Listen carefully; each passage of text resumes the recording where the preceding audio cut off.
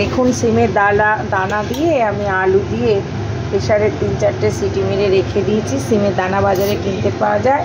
যদি আপনারা মনে করেন যে সিমের দানা বাড়িতে করবেন, তাহলে পুরনো সিম বাজার থেকে কিনে নিয়ে এসে সেগুলো দানা ছাড়িয়েও করতে পারেন, বা কিনে নিয়ে এসে। এটা খাওয়ার জন্য খুব উপকারী, কারণ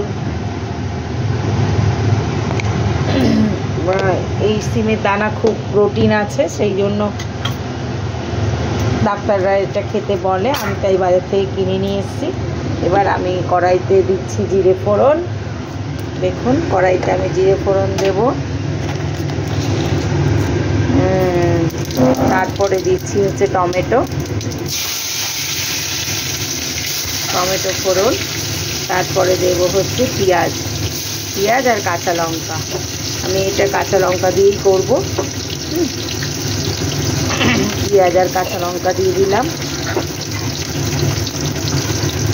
জলখাবারের তরকারি, তাই জন্য অল্পই ঝাল দেব এবং বেশি রিচ করবো না, মশলাপাতি দেব না বেশি।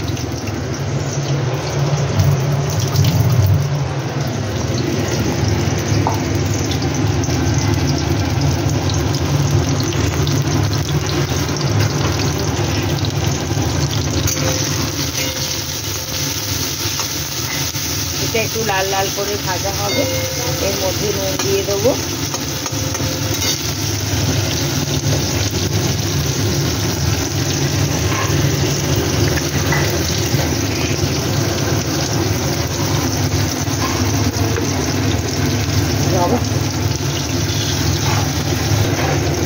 নুন দিয়ে দিচ্ছি অল্প করে, যেহেতু সিম আলু সেদ্ধতে নুন ছিল, সেই জন্য নুনটা অল্প করে দিয়ে দিলাম।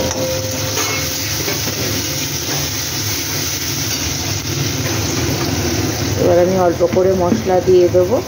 এর মধ্যে আমার মশলা করে রাখা আছে। এর মধ্যে আদা, একটু রসুন বাটা আর একটু পেঁয়াজ বাটা সামান্য দেয়া আছে এই মশলাটায়।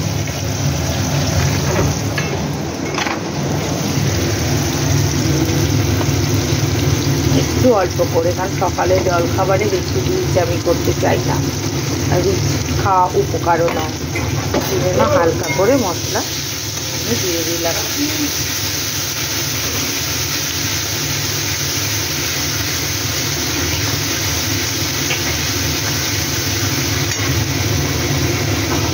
এবার আমি এই যে সিমের দানাটা সহ আলুটা দিয়ে দিলাম।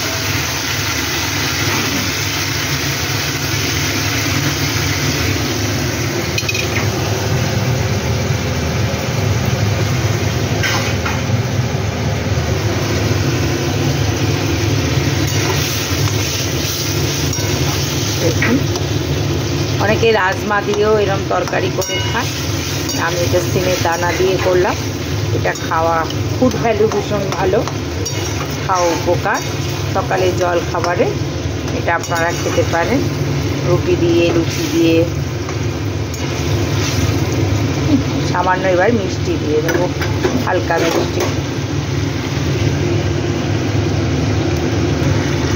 এর মধ্যে সামান্য 1 চামচ আমি মিষ্টি দিয়ে দিয়েছি, সামান্য 1 টেবিল চামচ মিষ্টি দিয়ে দিয়েছি।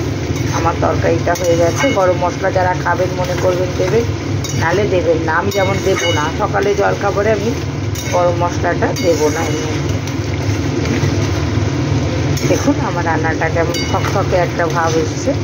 রান্নাটা আমার কমপ্লিট হয়ে গেছে। আমার এই সিমের ঘুগনিটা রেডি হয়ে গেছে। যদি আপনাদের ভালো লাগে তাহলে একটা সাবস্ক্রাইব করবেন। ধন্যবাদ।